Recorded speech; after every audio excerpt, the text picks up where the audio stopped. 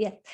Pues hoy os voy a hablar un poco de moda y matemáticas. Y bueno, pues normalmente uno puede preguntar pues, qué tienen que ver las matemáticas con la moda, ¿vale? Y además es como preguntarse qué tiene que ver el tocino con la velocidad. Se puede preguntar uno, que también es la típica pregunta. Parece que son dos ciencias que son bastante disjuntas, pero bueno, realmente uno sí que se puede plantear ciertas similitudes entre la moda y las matemáticas y cómo se pueden relacionar entre ellas. Entonces, como a modo de introducción, pues me gustaría comentaros este libro que se llama Jocks and Nerds. A ver, un momentito, es que hay un participante esperando. Lo voy a dejar entrar. Ay, no sé si os puedo hacer a lo mejor alguno de vosotros host y así, si viene alguien, ¿vale? Te voy a hacer host a ti, Ricardo. Que estaba silenciado. Digo que me puedes hacer a mi anfitrión y no hay problema Ya porque tú está. estás hablando, Sí, ¿verdad? Y porque compartir tu veo que pantalla. claro, que hay gente entrando más tarde. Pues hazme anfitrión y yo voy dando paso a la gente que vaya pidiendo paso, ¿de acuerdo? Claro, y así mejor. Vale. Sí. Bueno, pues eso, a modo de presentación, un libro que se llama Jocks and Nerds, que es un poco sobre el estilo de hombres en el siglo XX. Y bueno, es de Harold Goddard y Richard Martin. Y bueno, pues lo que hace es explotar un poco los roles sociales de diferentes hombres de artes y ciencias. Y bueno, pues lo que se ve entre las páginas es un poco la moda que pues, han seguido los matemáticos, los biólogos, científicos, pero también un poco la moda que han seguido pues, hombres de literatura o deportistas de élite. Entonces, bueno, pues en 375 fotografías pues se puede ver un poco la gracia estética, un poco de acuerdo pues eso, con las artes y con las ciencias. Y bueno, pues esas son un poco las páginas que se pueden encontrar. Bueno, pues ver un poco que no todos los nerds pues van vestidos como se espera, como en la primera página, con unas gafas grandes, con su celo, aunque bueno, las gafas grandes yo las tengo, pero bueno, uso lentillas para evitar que se vea que he perdido bastante vista en estudiar. Y uno de estos nerds, no sé si lo conocéis, pero bueno, se llama Cédric Villani y es un matemático bastante estrafalario. Es un matemático francés y está especializado pues, en ecuaciones diferenciales en derivadas parciales, que es un poco mi campo. Y bueno, este hombre lo que ganó es lo que se llama una medalla Fields, y la medalla Fields es el equivalente a un premio Nobel. No sé si habéis oído hablar, pues que no existe realmente el premio Nobel de matemáticas. Existe la leyenda de que si fue porque la mujer de Nobel se había liado con un matemático y bueno, pues tenía celos y en el momento de darle a este matemático un premio, pues dijo, no, no voy a dar premios en matemáticas porque mi mujer tiene un lío con este matemático. Pero bueno, eso es lo que cuenta la leyenda, no creo que sea cierta, realmente es porque, bueno, pues que las matemáticas se consideran una ciencia exacta y Nobel realmente quería dar más premios a las ciencias pues, más experimentales. Pues en física sí que existe. Pero bueno, existe un sustituto por este premio Nobel en matemáticas, sobre todo en la categoría juvenil, que se entrega hasta los 39 años y es lo que se llama una medalla Fields. Luego existe también lo que sería pues, el equivalente para gente más senior, ¿vale? Que se puede llamar un premio Weil. Y bueno, pues este hombre, Cedric Villani, pues ganó una de estas medallas Fields, fue en el año 2010. Y lo que hace Cedric Villani pues es que tiene una imagen bastante estrafalaria, porque realmente no lleva corbatas o no lleva la típica pajarita, sino bueno, pues que lleva pues un lazo así un poco estilo victoriano y siempre va con un broche de una araña. De hecho, vino a Madrid, vino al campus de la Autónoma y bueno, pues llegó en helicóptero prácticamente y vino con sus broches de araña. Entonces, bueno, es algo que le gusta resaltar. Entonces, mira, aquí tenéis otra foto, bueno, con otro de estos lazos suyos y con otro broche de arañas. Y bueno, pues esas son algunas de las colecciones de las arañas que tiene, con las que se suele presentar. Entonces, bueno, pues este hombre lo que ha hecho pues son aportaciones muy importantes en las ecuaciones diferenciales, en particular en la ecuación de Boltzmann. La ecuación de Boltzmann es una ecuación que está relacionada pues, con sistemas termodinámicos fuera de equilibrio. Y lo que él demostró es que realmente en esta ecuación sí que se puede encontrar un cierto equilibrio a partir de la convergencia de las ecuaciones. Entonces, bueno, pues es un resultado bastante remarcable y bastante importante. De ahí que tuviera este premio. Y bueno, pues además de tener eso, una personalidad estrafalaria y demostrarlo un poco con su forma de vestir, bueno, pues también se dedica a la política. Los políticos a veces pueden ser también muy estrafalarios. Entonces, actualmente, pues bueno, creo que forma parte de, no sé cómo se llama exactamente el organismo Francia, Asamblea de algo, bueno, que es una parte de las cámaras de diputados. Y bueno, pues se encarga un poco de la política, ha sido el director del Instituto Henri Poincaré de Matemáticas, ha estado en la escuela normal en muchos años y creo que actualmente se encuentra en la Universidad de Lyon. Y bueno, ese es uno de los personajes. Y bueno, pues dentro de las matemáticas y de la moda podemos encontrar varias cosas que podemos destacar. Como una sería el diseño y la confección de un traje y ver las matemáticas que realmente pues, juegan dentro de este diseño y confección. Entonces, bueno, a este apartado lo he llamado matemáticas para crear un traje. Entonces, vamos a ver un poco las matemáticas para crear un traje, pero después vamos a ver un poco las matemáticas de vestir una prenda, que también el hecho de vestir una prenda también lleva un lenguaje matemático en sí mismo. Y luego veremos las matemáticas en la pasarela y cómo se pueden ver. Realmente, pues qué estrategias usan diseñadores donde realmente están utilizando alguna de las ramas de la matemática. Entonces, bueno, empezando con el primer apartado, vamos a hablar de matemáticas para un traje, del diseño y confección. Entonces, bueno, pues no cabe duda que la moda es como la arquitectura, que es un tema de proporciones, que dijo Coco Chanel. Entonces, la proporción pues, es realmente pues, un concepto matemático muy arraigado. Si nos damos cuenta es que tenemos que hacer bocetos en un plano, pues bueno, pues estos bocetos van a estar basados siempre en la proporción. Y en la proporción significa medir, porque la palabra moda, de hecho, viene del latín modus, que significa medida. Y matemáticas lo que se dedican pues es medida de áreas, medida de volúmenes. Entonces, para poder medir un traje de forma efectiva, pues hay que saber un poco de matemática, aunque sea muy básica. Entonces, bueno, por ejemplo, para confeccionar un traje tendremos que confeccionar pues, lo que sería una manga. Y entonces una manga pues, la podemos ver pues, como un cilindro, por ejemplo.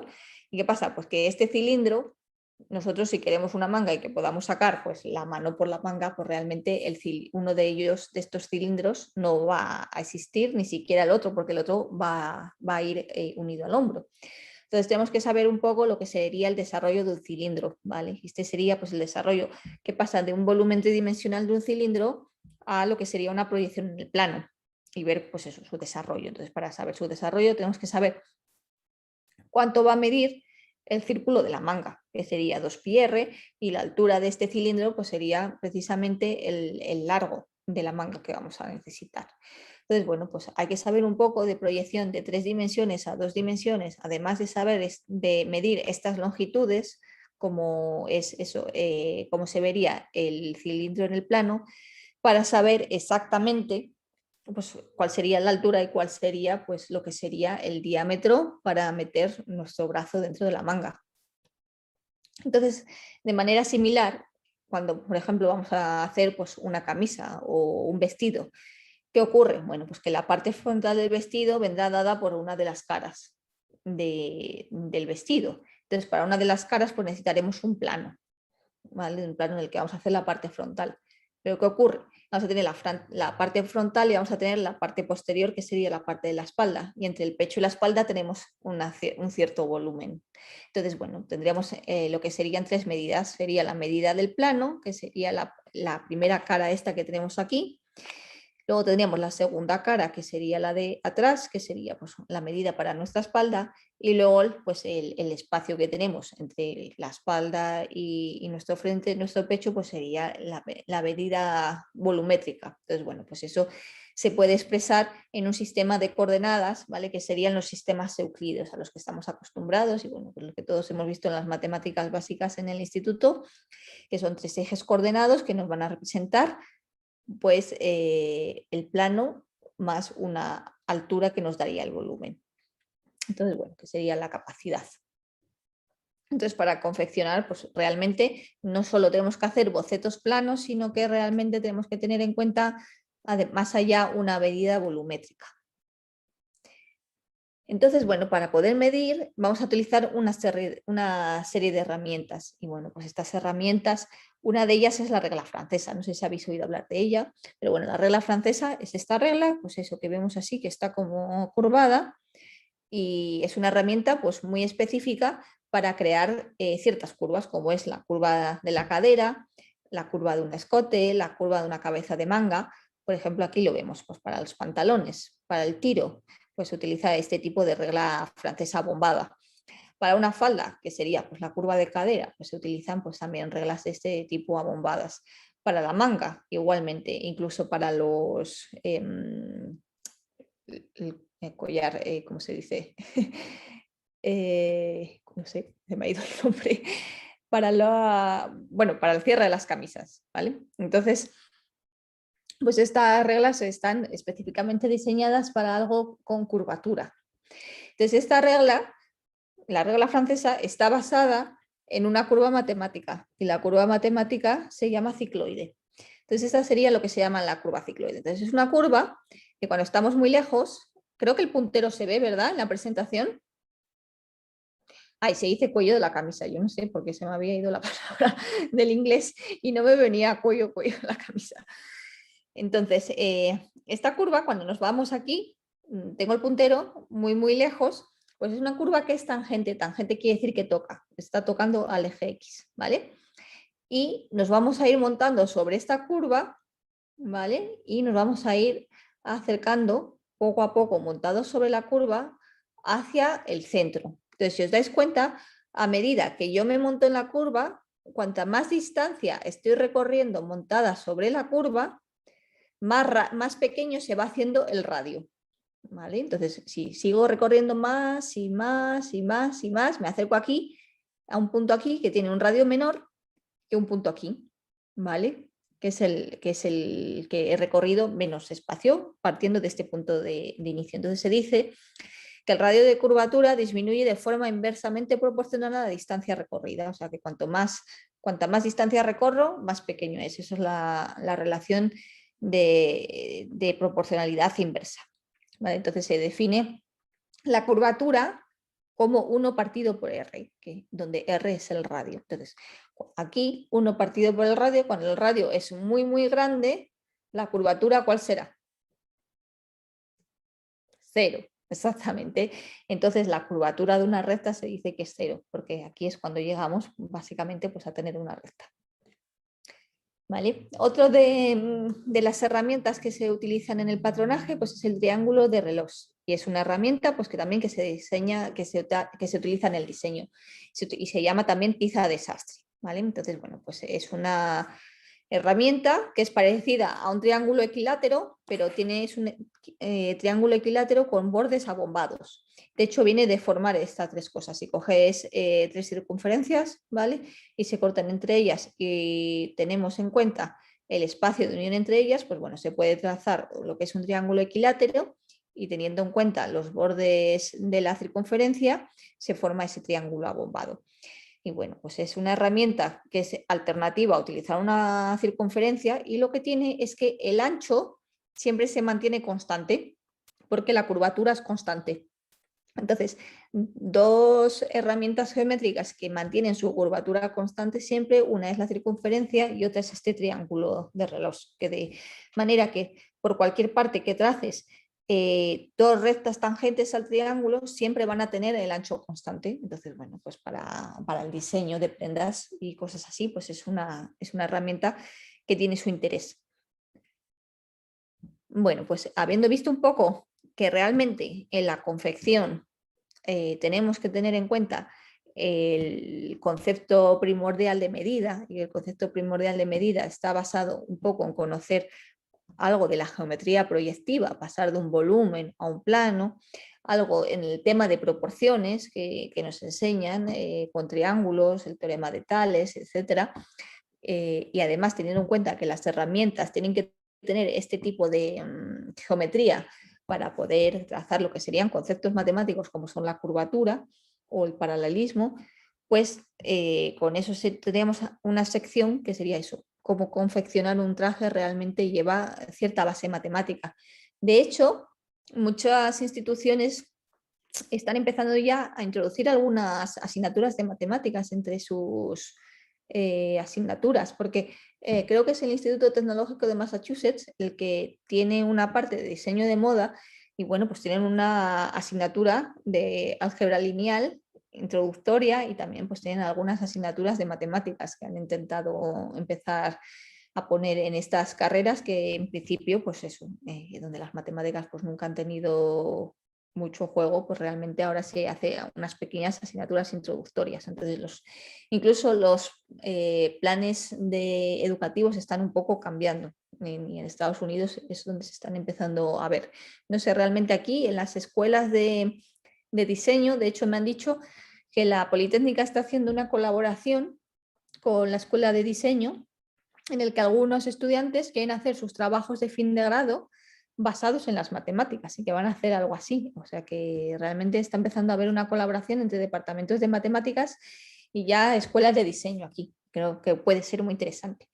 Y de hecho, una compañera mía estaba pensando en hacer una especie de tipo pasarela matemática geométrica que también es muy interesante y van a crear los trajes y van a hacer pues eso, un tipo pasarela. Así que también sería una actividad interesante. Entonces, bueno, dada esta primera parte, ahora voy a hablaros un poco de las matemáticas de vestir una prenda. Entonces uno puede decir, bueno, ¿qué matemáticas voy a tener que saber yo para ponerme una camiseta? Bueno, para ponerse la camiseta es más fácil, pero para ponerse la corbata no es tanto. Entonces, vamos a hablar un poco de lo que se llaman los nudos de corbata y de los nudos matemáticos. Entonces, en el libro 85 maneras de hacer un nudo de corbata, que está escrito por Thomas Fink y John Mao, pues se describe la matemática detrás de un nudo de corbata. Y nos dicen que existen posibles 85 nudos de corbata. Y bueno, Honoré de Balzac ya en el siglo XIX había hablado un poco del arte de ponerse la corbata, pero solo incluyó 22 maneras, porque Honoré de Balzac era un gran literato, pero no sabía tantas matemáticas. Entonces, bueno, pues Thomas Fink y John Mao pues ya dijeron 85. ¿Pero qué ocurre? Bueno, pues más recientemente un grupo de matemáticos suecos ha calculado que existen 266.682 posibilidades de anudarse la corbata. Obviamente estas son todas posibilidades muy teóricas, entonces realmente van a ser unos nudos un poco patológicos si te los quieres poner para ir a una boda. Yo no me imagino a mucha gente haciendo estos, pero bueno, realmente es una forma matemática de describir cuántas posibilidades existen de anudar. Entonces, bueno, ¿qué tienen que ver estos nudos con las matemáticas? Pues bueno, los nudos en la teoría de matemáticas existen y son muy similares a los nudos de corbata y a los nudos marítimos. Entonces, estos nudos que os he puesto son dos nudos matemáticos y bueno, pues parece eso, un nudo de náutica o un nudo de corbata, como veréis, os enseñaré ahora a continuación. Entonces, bueno, pues un nudo de matemática simplemente es como si fuera una cuerda, ¿vale? Y es una cuerda que se ata por los extremos. Entonces, pues es como un cordón de zapatos. Entonces, este concepto tan sencillo de cuerda sí que tiene muchas aplicaciones en las matemáticas y en la física. Y bueno, pues como os comento aquí en la teoría de cuerdas, porque realmente parten de eso, parten de que las partículas fundamentales del universo se comportan como cuerdas vibrantes y que esas cuerdas vibrantes pues bueno, se pueden entrelazar, que serían pues lo que se llama el concepto de nudos. Entonces aparece en gravedad cuántica, aparece en la recombinación de ADN y también pues aparecen en muchas áreas de la mecánica. Un nudo matemático es eso que os he comentado, es una curva que es simple y cerrada desde el punto de vista matemático. Y bueno, pues desde el punto de vista matemático, aunque no lo parezcan, el nudo de corbata inglés y francés son equivalentes, y aunque no lo son, porque uno de ellos, creo que es el inglés, lleva una vuelta más. Pero desde el punto de vista matemático, nosotros decimos que dos nudos son equivalentes si la forma de desanudar un nudo en el otro se hace de una forma muy suave. Entonces, ¿cómo se hace eso de desanudar de forma suave? Bueno, pues desanudar de forma suave quiere decir que cuando estés desanudando tú no puedes romper la soga, ni la puedes rasgar, ni puedes hacerle un agujero. Eso es lo que se llama de forma matemática un homomorfismo. Entonces, un homomorfismo es un tipo de aplicación o función que es suave, quiere decir pues, que es una función continua, ¿vale? Y bueno, diferenciable. Entonces, bueno, pues desanudar es lo que llamamos eso, operación matemática. Y dos puntos, dos nudos van a ser equivalentes desde el punto de vista de matemático también si tienen algo en común que se llama un invariante, pues que es una cantidad que se puede medir de forma matemática y si es la misma, pues son equivalentes. Entonces, bueno, esto de los invariantes no son tan sencillos y existen varios tipos de invariantes y eso es una gran teoría matemática que forma parte de la rama de la topología y que lo que hace pues, son clasificaciones de este tipo de nudos. Y no puede decir, ¿por qué me interesan tantos estos nudos? Bueno, pues eso, además de que tiene muchas aplicaciones, de hecho fue Lord Kelvin, Kelvin, el que hizo la escala de temperaturas de Kelvin, hizo un poco de todo. No solo hizo la escala de temperaturas de Kelvin, sino que hizo tratados y estudios en prácticamente toda la física y todas las matemáticas y una cosa a la que se dedicó fue la clasificación de estos nudos. ¿Vale? Entonces, él lo que hizo sí que fue una hipótesis que acabó siendo errónea y él lo que decía es que, bueno, que las partículas fundamentales eran nudos, luego se ha demostrado que no lo son realmente, pero de forma colectiva sí que se pueden comportar un poco como nudos. Entonces, en la física estadística, que es la física de física de los grandes átomos, de los grandes números, es decir, la física estadística, cuando existen mucho número de átomos, sí que realmente se pueden ver comportamientos de este tipo de nudos. Entonces, cuando estás estudiando, por ejemplo, mecánica de fluidos, donde ahí todo lo que hay es grandes números de átomos infinitos prácticamente, bueno, no son infinitos porque tenemos un volumen finito de líquido, pero realmente, bueno, podemos decir, teniendo infinito, ahí realmente sí que existen este tipo de cosas y existen vórtices y esos vórtices, pues bueno, se pueden estudiar desde el punto de vista de la teoría de nudos. Y bueno, pues una de estos invariantes que llamamos en la teoría de nudos, pues por ejemplo es el tricolor. Entonces, fijaos en este nudo. Este nudo que se llama el nudo de trébol se puede dibujar con tres colores diferentes. Y los tres colores lo que nos unen son las partes donde no hay cruces. Entonces, las partes donde no están cruzadas se colorean de diferentes colores, ¿vale? Entonces, en este caso se pueden poner tres colores. Pero en este nudo, que es el de Whitehead, simplemente se pueden poner dos colores. Entonces, ¿qué quiere decir? Que estos dos nudos no tienen el invariante de color igual, sino que uno tiene dos y otro es tricolor. Entonces, estos dos nudos no son equivalentes. Uno nunca se podría transformar en el otro. Sin embargo, estos dos que os he puesto aquí sí que son nudos equivalentes. Ahí existe una forma muy suave de desanudar este nudo en este otro nudo, por raro que parezca. Entonces, bueno, aquí tengo un vídeo de YouTube que nos habla un poco de esta forma suave de desanudar. Voy a intentar ponéroslo, a ver si lo encuentro. A ver. Porque es que intenté que fuera directamente, pero no me redirecciona. A ver. Vamos a poner homeomorfismo, taza, donut. No sé si habéis oído hablar de esto alguna vez, del homomorfismo entre la taza y el donut. Pues el homomorfismo que nosotros hacemos entre nuestros nudos, que es desanudar de forma suave, es lo mismo, es el mismo tipo de operación que hacemos al convertir un donut en una taza. Entonces, desde el punto de vista matemático, un donut y una taza es lo mismo, que no es lo mismo, porque cuando vamos a desayunar, la taza realmente no nos la comemos, pero el donut sí. Pero desde el punto de vista matemático sí que lo son. Y fijaos por qué. Porque nosotros cuando vamos a hacer esta operación que os voy a enseñar ahora en el vídeo, ni siquiera vamos a romper el agujero. Existe una forma, como si fueran de plastilina, que al expandirlo de forma suave, uno se convierte en otro sin hacerle agujeros, sin romper la plastilina. Miradlo.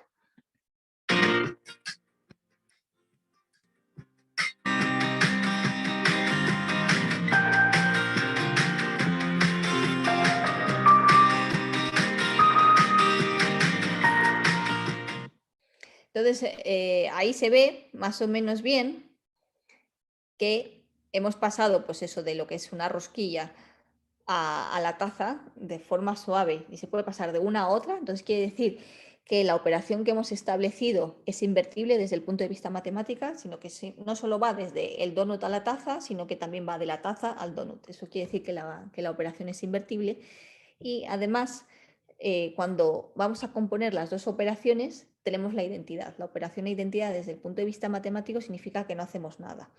Entonces, si yo aplico la primera operación y voy de la taza al donut, y ahora aplico la inversa de la taza, perdón, del donut a la taza, y ahora voy de la taza al donut, vuelvo al punto de partida, que eso es lo que se llama la operación identidad, que realmente no toca el objeto, ¿vale? Entonces, la composición de ella con su inversa nos vuelve a dar la unidad original. Entonces, bueno, pues desde un punto de vista matemático eso sería un homomorfismo, que es lo que hacemos con los nudos. Entonces, bueno, pues volviendo a nuestras corbatas, estamos diciendo que existen tantas operaciones que dejan estos, que pueden formar nudos como más de 260 y pico mil, como dijeron estos científicos desde ese punto, y eso, bueno, pues se hace con el estudio de estas invarianzas y obviamente se hace con el estudio de un software matemático pues bastante importante que probablemente pues lleve muchos días de computación para ver todas las posibles formas de poder anudarlo, además teniendo en cuenta la parte estrecha de la corbata, no solo la parte ancha, sino también la otra parte finita. Y bueno, pues la teoría de nudos es una teoría pues, bastante importante desde el punto de vista matemático, resuelve muchos problemas y bueno, pues incluso Google ha dedicado uno de sus famosos doodles a esta teoría de nudos, o sea que es una teoría bastante conocida. Bueno, pues después de haber hablado un poco de las matemáticas del vestir, que sería pues eso, cómo ponerse un nudo de corbata, y después de hablar un poco de las matemáticas de la confección de una prenda, me gustaría hablar un poco de las matemáticas en la pasarela. Entonces, bueno, vamos a ver un poco cómo aparecen estas matemáticas también hasta en la pasarela. Entonces, bueno, esta fotografía es de hecho de una pasarela, no me acuerdo ahora mismo de qué diseñador era, ¿vale? Pero bueno, lo que hizo pues, es formar una especie de cúpula en 3 dimensiones donde realmente no solo matemáticas, sino arquitectura, que es básicamente pues, la base de la proporción, lo que tenemos ahí. Entonces, bueno, pues no solo, incluso en el teatro también, pues eso en el atrecho, pues se pueden utilizar pues, fórmulas matemáticas donde realmente pues, están construyendo pues, este tipo de arcos y este tipo de cúpulas. Pero bueno, no solo es en el atrecho, en la pasarela, sino que realmente en los diseños de moda pueden aparecer las matemáticas.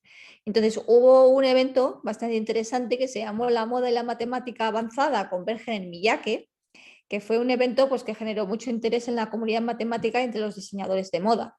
No sé si conocéis al diseñador, a la casa de diseño Issei Miyake, es japonesa, y lo que hizo fue pues, una colaboración con uno de los diseñadores para ese Miyake, que se llama Dani Fujiraba. Lo que hizo fue juntarse con un matemático que se llama William Thurston, que también ganó un medalla Fields, como os contaba antes Cedric Viliani, pues entonces es otro de estos premios Nobel. Y bueno, pues entre ambos surgió una amistad porque ambos tenían interés en la teoría topológica de los nudos. Y de hecho, pues William Thurston, este nudo que veis, pues es uno de los nudos que él estudió y es un nudo asociado que se llama un grupo matemático que se llama el proyectivo especial lineal sobre el plano, y creo que es real, pero bueno, eso es un palabra que no nos interesa mucho, pero el nudo en sí es bonito. Entonces, este es uno de los nudos que estudiaba William Thurston y Sei Miyake, pues bueno, pues está interesado en ello. Entonces, en este tipo de representaciones. Y bueno, pues ambos buscaban una forma de representar superficies de forma tridimensional. Entonces, ¿cómo se representan superficies de forma tridimensional? Pues imaginaros la cáscara de una naranja. Si empezamos a pelarla, es una superficie, pero esa superficie puesta de cierta manera está formándonos un volumen tridimensional porque en sí está teniendo todo lo de dentro de la naranja. Entonces, es una superficie que superpuesta realmente está englobando un volumen. Entonces ambos tenían este tipo de ingenio de crear algo volumétrico a partir de superficies. Entonces, esto que veis aquí, pues son una especie de bufandas que creó Issei Miyake, y bueno, pues está, como veis, está basada básicamente en el nudo que os he enseñado antes del proyectivo especial lineal sobre el plano. Y esto es la pasarela. Entonces, estos son algunos de las confecciones que hicieron juntos. Y no solo Fujiraba y Thurston como matemático y como diseñador se unieron y hicieron moda matemática, sino que hay otros muchos diseñadores que se unen a usar este tipo de estructuras. Otro es Rick Owens, no sé si lo conocéis, a mí me gusta mucho Rick Owens, es un diseñador estadounidense y bueno, es un poco siniestro, así, a mí me gusta también mucho vestir de negro y llevaba un poco yo el rollo gótico de cuando era joven mucho y bueno, pues sigo un poco con ello. Entonces me gusta un poco lo de Rick Owens y bueno, Rick Owens pues se afilia a eso, un poco a la moda geométrica, bueno, y pongo prendiéndole fuego a los ideales utópicos, bueno, pues de forma literal, porque lo que está haciendo pues, es una especie de representación teatral de una caza de brujas, entonces tienen, bueno, pues una especie de pira, pero esa pira, como veis, es un tetraedro y la base creo que es un pentágono, y bueno, dentro de ella pues está representada pues una mujer que lleva pues una coraza que también es geométrica, entonces bueno, pues él juega mucho también un poco con la geometría, tanto en el espacio como en las prendas que está diseñando. Estas son prendas también de Rick Owens. Entonces, veis, pues eso, no solo en volúmenes tridimensionales, sino que en el plano también le gusta representar cosas geométricas y en sus estampados. Como veremos, esto se llama una especie de estampado que se llama teselación. Entonces, bueno, eso es a lo que voy ahora. Entonces, voy a hablar un poco sobre los estampados que han surgido en los últimos años que realmente, aunque parezca que son estampados, bueno, sí, pues tienen triángulos, realmente tienen una matemática bastante rica por debajo. No sé si Rick Owens lo sabría, pero bueno, o simplemente se ha centrado en el dibujo de lo que sería su estampado. Pero realmente existe un patrón matemático que se llama la teselación y el fractal. Entonces vamos a empezar un poco con las teselaciones. Entonces, bueno, pues una teselación, no sé si habéis oído hablar de ello, pero consiste en recubrir una superficie con un patrón geométrico plano, de manera que las figuras no se superpongan ni dejen huecos. Entonces, lo que hace el teselado desde el punto de vista matemático es copiar isométricamente lo que sería una operación de isometría. Son básicamente en el plano son las traslaciones, las rotaciones y algunas operaciones de simetría frente a algunos ejes. Entonces, bueno, pues básicamente lo que se coge es una figura inicial y esa figura inicial pues se va esparciendo a lo largo del plano con diversas copias de ella hasta que se recubre toda la superficie. Entonces, bueno, este concepto de tenselación se sabe desde hace muchos años, desde antes de Cristo. De hecho, esto es una teselación de una baldosa en Roma. Entonces, lo que se hace en este caso es coger un hexágono y lo que se hace es copiar el hexágono en cada uno de los lados de los otros hexágonos de manera que se recubre todo el plano sin dejar ningún hueco. Entonces eso sería el concepto de teselación. Esta es una teselación que se llama la teselación de Penrose. Penrose no sé si lo conocéis, pero bueno, Penrose es un físico matemático que también ha ganado un premio Nobel e hizo pues, aportaciones muy, muy importantes sobre todo a la teoría de agujeros negros. ¿Vale? Lo que habló fue un poco de la hipótesis de la censura cósmica, que básicamente que nos dice es que las singularidades en el espacio-tiempo, lo que intenta el espacio-tiempo es protegernos de ellas. Entonces, por eso dice que a simple vista los agujeros negros no se pueden ver, sino nosotros tenemos mediciones, pero realmente no los vemos. Y lo que se dice la hipótesis de la censura cósmica es eso, que las singularidades, que un agujero negro es una singularidad, porque sabemos que es una especie de pliegue en el espacio-tiempo que lo que hace es que engulle todo, entonces es como algo infinito que tiende a infinito y que todo se lo lleva.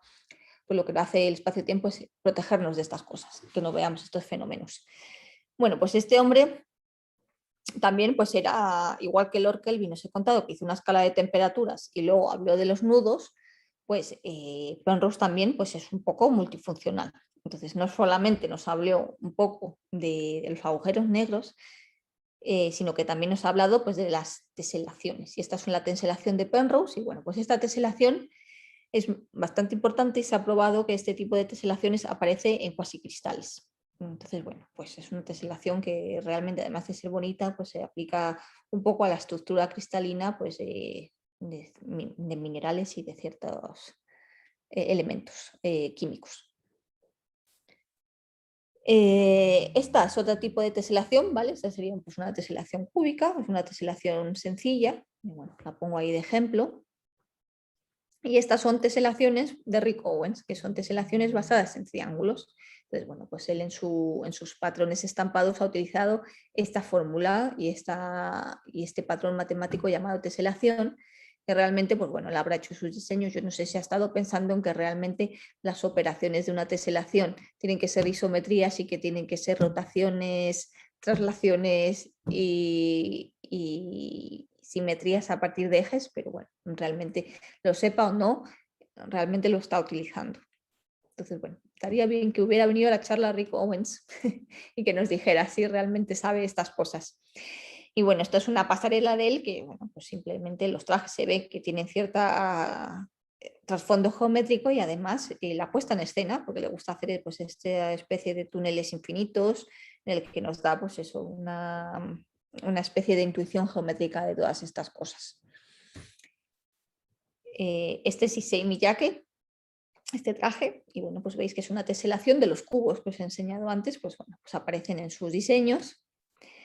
Esta es una teselación en el que no es una teselación tan perfecta, pero porque la teselación os he contado antes que son las isometrías, que las isometrías lo que son transformaciones que nos hacen traslaciones, rotaciones, pero mantienen lo que son las dimensiones del objeto, como en la baldosa. En este caso es una teselación en la que, bueno, pues una especie de pájaro y el pájaro va cambiando de dimensión. Entonces es una teselación diferente en el que sí que se están cambiando las medidas angulares y se están cambiando también la norma del objeto desde el punto de vista matemático. La norma es un poco la medida de la longitud. Entonces, bueno, pues esto sería una teselación que no es la teselación clásica, pero sí que es una teselación porque sí que existe un patrón de repetición y en la que se va rellenando todo el espacio, pero en el que se está cambiando la norma del objeto y en el que se están cambiando pues un poco los ángulos, ¿vale? Entonces está cambiando lo que se llama desde el punto de vista matemático la métrica. Y este es de Alexander McQueen. Luego Dries Van Noten, que tiene esta teselación, que esta se parece muchísimo a la de Penrose que os he enseñado. Y Holly Fulton pues tiene esta otra vez, que podéis ver que es otra teselación, pero con cubos. Y dentro de los cubos ella pues ha puesto ciertos como lunares. Y bueno, esta es de Gareth Pugh, esta es muy sencilla, que sería una teselación de cuadrados, ¿vale? Lo único que tienen pues como cierto volumen porque parece como si fueran una especie de flecos. Y bueno, no sé si habéis oído hablar de la teselación, pero la teselación es muy famosa y muy conocida en divulgación matemática por Escher, que Escher, pues bueno, era un artista que se dedicaba a dibujar y aquí, bueno, ya no debe estar ha habido una exposición de Escher en Madrid durante muchos meses. Y bueno, pues Escher pues conocía un poco lo que era la teselación y es el padre de la teselación desde el punto de vista artístico. Entonces, bueno, pues como podéis ver este dibujo, pues es un patrón también que se repite. Esta es una teselación también, esta no es de Escher, esta teselación es de la Alhambra de Granada. Entonces, el fenómeno de la teselación y el mayor número de teselaciones posibles, de hecho, están en la Alhambra de Granada. Entonces, el Alhambra de Granada es uno de los objetos geométricos y es uno de los monumentos más celebrados desde el punto de vista matemático, porque tiene mucha riqueza. Entonces, bueno, pues incluso en las baldosas de mosaicos de la Alhambra ya existía este concepto. Y este, pues es otra obra de Escher, en la que veis este pájaro que va cambiando. Y entonces, el vestido de Alexander McQueen que os acabo de enseñar, en el rojo y negro, que parecía un pájaro que iba cambiando también de dimensiones, pues está basado precisamente en este cuadro de Escher. Esto también son cuadros de Escher y bueno, pues va jugando un poco con la teselación, pero va pasando pues eso, de un pez a una especie de hoja, a una especie de pájaro, después va la teselación de los cubos que os he enseñado y una especie de teselación como con casitas. Entonces, bueno, pues es bastante interesante. Y luego, pues eso, además del pez, pues puede ir cambiando la mariposa y la mariposa pasa a la teselación del hexágono que os he enseñado. Entonces, bueno, pues él sabía realmente utilizar este tipo de recursos. Y bueno, pues esa es la teselación de la lagartija que se llama. Y bueno, pues hay juegos matemáticos, he visto, para niños que son eso, precisamente pues, lagartijas como imantadas y para ir haciendo la teselación e ir uniendo los huecos, una especie de puzzle. Y bueno, pues dentro de estos estampados hemos visto que está la teselación, pero hay otro método que también que se llama el fractal. No sé si habéis oído hablar de los fractales. Por aquí hay gente que me dice que no. Pues vamos a ver los fractales. Entonces, últimamente se oye muchísimo hablar de los fractales y los fractales no simplemente es un objeto geométrico que aparece representado geométricamente, sino que aparece incluso en la música. Entonces, incluso estos fractales se pueden escuchar, no solo ver, sino escuchar. Entonces, bueno, pues los fractales son estructuras geométricas que se repiten a diferentes escalas. Entonces se dice que son autosimilares porque se van repitiendo y van encajando en sí como si fueran estas muñecas rusas. No sé cómo se llaman, matriuscas, como las matriuscas que se encajan. Entonces, bueno, pues son como, están compuestas de copias más pequeñas de sí mismas. Entonces, por ejemplo, este objeto que os enseño es un objeto fractal. ¿Vale? Entonces se dice que es autosimilar porque se repite a diferentes escalas. Entonces, si veis, esto es un hexágono grande, ¿vale? Pero este hexágono se repite aquí, es más pequeñito. Y este hexágono se vuelve a repetir en este otro hexágono más pequeñito. Y este hexágono se repite en otro hexágono más pequeñito. Entonces, esto es lo que se llamaría el fenómeno de autosimilitud perfecta. ¿Vale? Pero los fractales realmente no suelen ser fractales perfectos, sino que esta autosimilitud pues, se puede ver rota, se puede ver deformada, hay muchos tipos de fractales. Este sería otro tipo de fractal, ¿vale? Y bueno, pues, se definen desde el punto de vista matemático con una serie de funciones que se van iterando a partir de una condición inicial en una ecuación que se llama semilla, se itera la semilla. En este caso, en el fractal anterior, ¿cuál sería la semilla? Pues la semilla sería la estrellita esta que se va repitiendo en los diferentes hexágonos. Entonces, bueno, este es el triángulo de Sierpinski, es un fractal bastante conocido, ¿vale? Y bueno, pues obviamente se va viendo que a diferentes escalas el mismo triángulo va creciendo. Y el fractal de Koch, pues es el fractal que nos da un poco la idea del copo de nieve. El copo de nieve es uno de los fenómenos naturales que se dice que es de estructura fractal, ¿vale? Y es un poco por la similitud con este fractal de Koch, que si os dais cuenta, pues eso es simplemente una estructura es como si fuera una línea con un abombamiento en medio. Esta línea recta, pero el abombamiento va en medio. Y esta misma línea se repetiría con el abombamiento que va en medio. Y esos abombamientos pues van haciendo como si fueran estructuras de pico, ¿vale? Como si fueran triángulos. Entonces, bueno, pues fractales hay de muchos tipos y incluso nosotros podemos crear fractales. Si queréis hacerlos, existen softwares online en línea que ponéis Fractal Generator y podéis crear fractales propios vuestros. Entonces, bueno, pues los fractales geométricos desde el punto de vista geométrico están muy bien, pero también existen en la naturaleza. Entonces, para eso hay que irse un poco al ámbito más microscópico y en la estructura de una hoja de una planta se puede ver una estructura fractal. En un desierto, en las grietas que aparecen en el desierto también se rompen de forma fractal. Los relámpagos tienen también una estructura matemática fractal. Incluso las aves en sus plumas. Entonces, este es un fractal que se llama el fractal de Mandelbrot, que es un fractal matemático, y lo que se hace pues, es iterar una ecuación cuadrática, bueno, no os la he escrito, pero bueno, lo que se hace es representar y se pone una semilla, que es lo que se llama C, que es una constante, y es una constante sobre el plano complejo, y dependiendo de los valores de esta constante, puede que la serie diverja o converja. Y entonces, en los casos de C convergente, están dentro del fractal. Entonces, en el caso de C igual a -1, como veis, es un punto que está dentro de la estructura, esta negra. Sin embargo, si te fueras a la C igual a 1, que está aquí fuera, no es un punto dentro del fractal.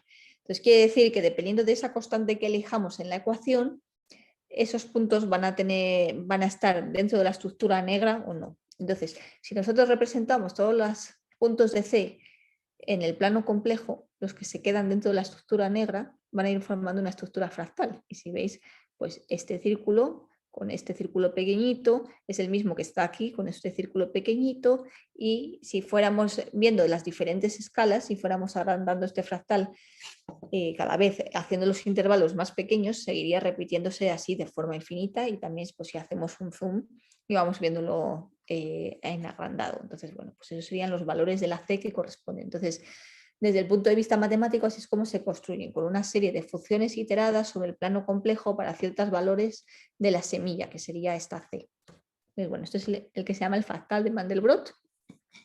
Y Mandelbrot fue un científico que se murió, bueno, pues hace pocos años. Es un científico del siglo XX. Benioff Mandelbrot nació en Polonia, pero bueno, tenía nacionalidad estadounidense y nacionalidad francesa, creo. Y Mandelbrot fue otro de estos científicos también polifacéticos, porque Mandelbrot estudió economía y bueno, creo que fue profesor de economía en Yale, en la Universidad de Yale, pero también era matemático, así que fue profesor de matemáticas en otra de estas de la Ivy League, no sé si en Princeton, pero también fue médico, así que también fue profesor de medicina en otra de estas universidades de la Ivy League. Y bueno, luego se retiró y acabó dando matemáticas, creo que en la Universidad de Ginebra. Así que se mudó a Europa. Pero realmente hizo varias de estas carreras económicas, matemáticas, se me olvida alguna, que también medicina y otra más, creo que tampoco estaba muy correlacionada. Y fue profesor universitario de todas ellas y iba cambiando. Yo creo que con los años iba diciendo, me apetece más esto, me apetece más lo otro, según le parecía al hombre genio. Entonces, bueno, pues este hombre pues, estudió bastante la teoría de los fractales. Y estos son varios fractales que he creado yo con el ordenador, con eso que os digo, de la estructura esta de fractal generator que podéis hacer. Entonces, pues lo que te dan es una función matemática que tú la puedes ir subiendo el grado, la puedes hacer cuadrática, la puedes hacer cúbica, la puedes hacer de orden 4. Y entonces, cambiando un poco la función semilla, las constantes, pues vas dibujando unas u otras y bueno, las puedes ir dibujando con los puntos. Los colores tienen su intención. Los colores te hablan un poco de los puntos que están más cerca de ser estables y los puntos más inestables. Entonces, donde surgen colores en el rosa, por ejemplo, más brillantes, son puntos que se tienden asintóticamente al infinito. Entonces, bueno, pues también todos los colores que tienen su componente matemática. Y bueno, pues esto representa unos poquitos por hacerlo. Entonces, aquí veis estos puntitos con más luz, es lo que tienen, que son puntos que van a divergir, perdón. Uy, se me va. Entonces, bueno, una cosa importante de estos fractales es que, a ver, son las 10, bueno, hemos empezado ahí 10, así que me queda todavía unos minutitos, la voy a acabar pronto. Una estructura importante de estos fractales es que su dimensión es fraccionaria. Entonces, nosotros estamos acostumbrados a las dimensiones, que la dimensión de una línea pues es una dimensión, ¿no? La dimensión de un plano son dos, ¿no? Que sería el largo y el alto. Y cuando estamos midiendo en un volumen, pues tenemos tres dimensiones, que es con lo que medimos nosotros, con lo que miden los arquitectos, que sería pues el largo, el ancho y el alto.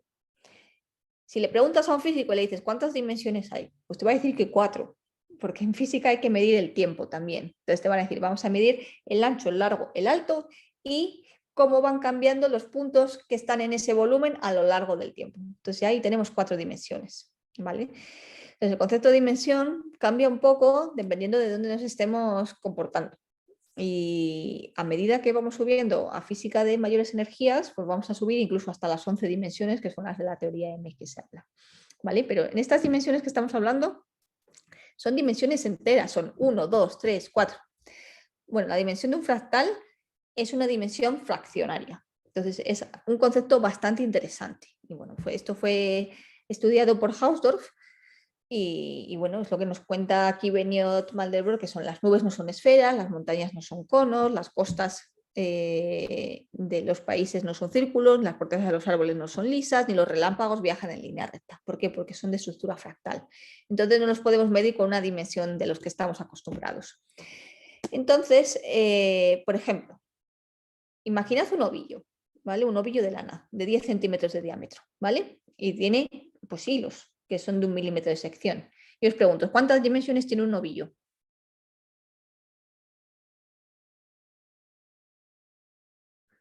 Pues depende un poco del punto de vista.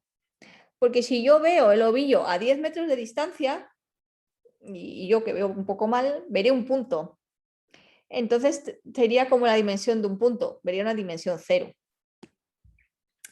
Pero ¿qué pasa si yo me pongo el ovillo a 10 centímetros? Pues voy a ver que es una bola tridimensional. ¿Vale? Y a 10 milímetros me pongo a acercarme mucho, lo que voy a ver es el conjunto de hilos, que son de dimensión 1, porque son líneas. ¿vale? ¿Y qué pasa? Que si yo me voy más allá y me voy a 0,1 milímetros, pues cada uno de esos hilos que yo veo como una línea es una columna tridimensional, que yo la puedo partir y tiene como una sección y un largo. Entonces, otra vez vuelvo a ver 3 dimensiones. Cada una de esas columnas va a estar compuesta de otras fibras que también son unidimensionales. Entonces, realmente la dimensión de un ovillo va a depender de cómo lo estoy mirando. Y fijaros, mis marcos de observación han sido que tengo 0 dimensiones, 3, paso a 1, paso a 3 y paso a 1.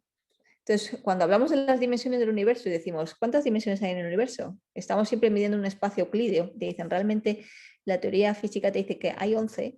¿Quién te dice a ti que realmente tú, donde estás ahora mismo, no alcanzas a ver las otras dimensiones? Están codificadas.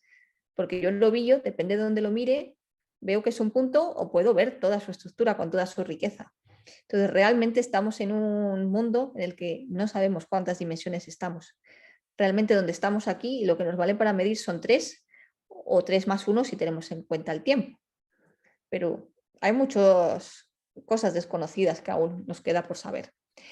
Entonces, bueno, el concepto de medida cambia un poco. Entonces, si queremos medir un fractal, como sería, por ejemplo, la costa de Inglaterra, las costas tienen medida fractal. Pues imaginaos que cogemos una regla de este tamaño, de esta primera. Pues pongo esta regla y yo voy midiendo un poco la costa, me mido el perímetro, ¿vale? Lo que pasa si yo cojo la regla más pequeña, pues vuelvo a medir el perímetro y voy poniendo la regla varias veces, ¿vale?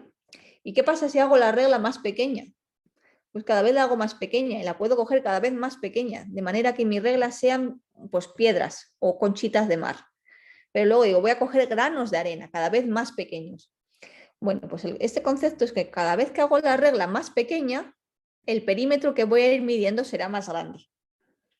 De manera que cuando la regla es más pequeña, más pequeña, más pequeña, la hago ínfima, el perímetro se va a ir a infinito. Entonces, esto es una paradoja. Es algo que va a tener un perímetro infinito, sin embargo, va a tener un área finita, que es el área esto es Gran Bretaña, no lo digamos mal, es el área de Gran Bretaña. O sea que es un concepto bastante interesante y esta es la forma de medir una costa. Y bueno, que sepáis que la costa de Inglaterra mide 1,2. O sea que no mide un número entero. Entonces, bueno, pues ese es el interés un poco de estos fractales. Y son cosas intuitivas. Y bueno, pues vamos a ver algunos vestidos fractales. Este es de Iris Van Herpen. Y bueno, pues esto es de una pasarela de hace poco, yo creo que es de hace un par de años. Y bueno, lo que ha intentado crear son estructuras fractales. Y bueno, pues parece un coxis y así una especie de esqueleto, pero ese es uno de los vestidos de Iris Van Herpen. Este es Peter Piloto y bueno, pues si os dais cuenta, los fractales que os he enseñado antes que había pintado yo computerizados con una función iterada son parecidas a estas cosas que tiene este señor en sus estampados. El estampado de la izquierda, este es Zahir Murab, parece el sistema de vasos sanguíneos, si os dais cuenta. Vale, pues el sistema de vasos sanguíneos tiene un crecimiento fractal en nuestro cuerpo. Entonces, bueno, pues no solo el vestido parecen vasos sanguíneos, sino que además es un estampado fractal porque los vasos sanguíneos crecen de forma fractal y los bronquios también crecen de forma fractal. Y dentro del cerebro humano también todas las conexiones sinápticas crecen de forma fractal. Y bueno, este sería otro vestido fractal. Y os voy a enseñar otros vestidos geométricos que ya, pues bueno, realmente pues van ya uniendo un poco todo. Entonces van creando teselaciones, van teniendo fractales en sí y bueno, pues se van creando estructuras. Este es de Sarah Backlund. Esta es Sarah Burton, que bueno, pues lo que crea es un poco una especie de colmenas como de abejas que hemos visto que son como teselaciones hexagonales. Estas son, bueno, pues otro tipo de volumen, juega un poco con el volumen y la geometría. Otro vestido geométrico. Bueno, entonces muchos diseñadores pues últimamente pues eso, se basan un poco en utilizar las matemáticas a la hora de crear. Este es de Valentino. Este es Amila Hurstig. Y bueno, pues esto es una teselación, como veis, con icosaedros, ¿vale? Que son pues el volumen tridimensional cuando las caras son pentágonos. Y bueno, pues no solo básicamente las matemáticas están haciendo eso, abriendo su paso en el tema del diseño, sino que las STEM, que son Science, Technology, Engineering y Mathematics, pues está en auge en España, ¿vale? Y cada vez pues se están pidiendo más matemáticos, más ingenieros, físicos, tecnólogos, porque es la época de los grandes números, ¿no? Que es lo que se llama la data science. No sé si habéis oído hablar de ello, pero está muy de moda. Es una rama de las matemáticas que se dedica pues, un poco a la estadística y estudia pues, las ciencias de grandes números, las redes sociales, cuántos seguidores tenemos, cuántos likes tenemos. Son todo cuestiones un poco de estadística y son cuestiones de grandes números, grandes bases de datos, como puede haber, por ejemplo, en un banco, que se necesitan pues, muchos expertos en esta parte de data science. Entonces, bueno, pues las matemáticas también son importantes para el estilismo, para saber si vas a la moda, no solo en la pasarela. Entonces, son los tiempos que han ido cambiando. Entonces, en los últimos años existe el trabajo de personal shopper que además te pagan 85 euros la hora por analizar armarios y los mejores conjuntos, o sea que está muy bien pagado. Pero bueno, los personal shoppers que se van a llevar las manos a la cabeza porque pueden pronto ser sustituidos por robots, porque actualmente las matemáticas son capaces ya de seleccionar las cosas por ti en el armario para que vayas a la moda.